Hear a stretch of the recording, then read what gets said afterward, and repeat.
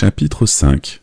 La configuration d'origine et l'environnement de croissance. Les 4 quotients innés de chaque individu se développent progressivement grâce à leur environnement de croissance, qui comprend le cadre de vie, l'environnement social, l'environnement éducatif, etc.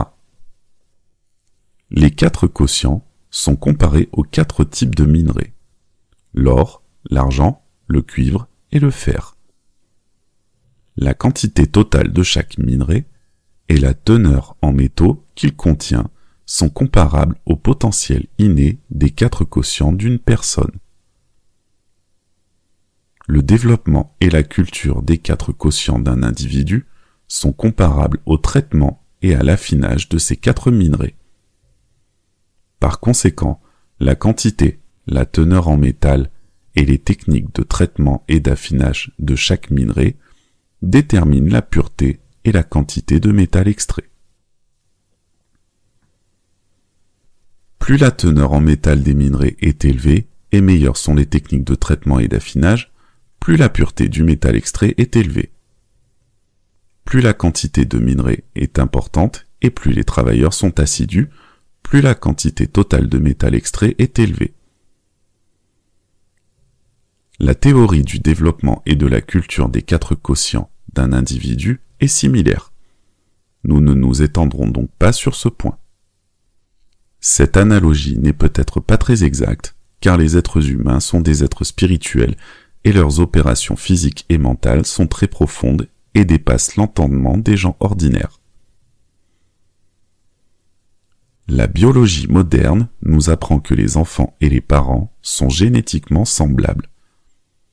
Cependant, même en l'absence de toute mutation génétique, leurs 4 quotients peuvent présenter des différences significatives. Nous pouvons donc conclure que les 4 quotients des humains ne proviennent pas du corps physique.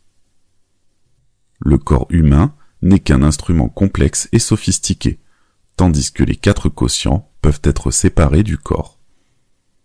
Nous fournirons ultérieurement une analyse plus détaillée sur ce sujet.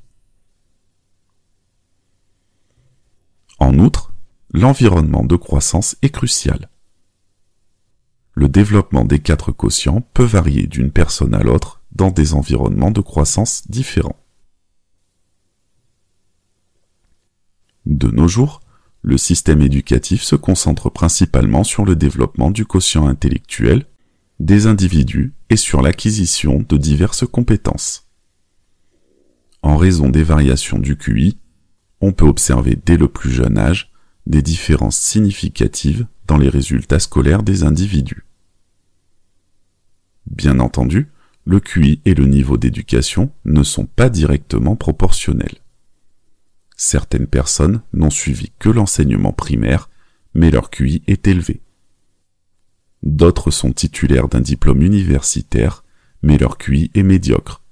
Ils ont simplement la chance ou l'opportunité de poursuivre des études supérieures.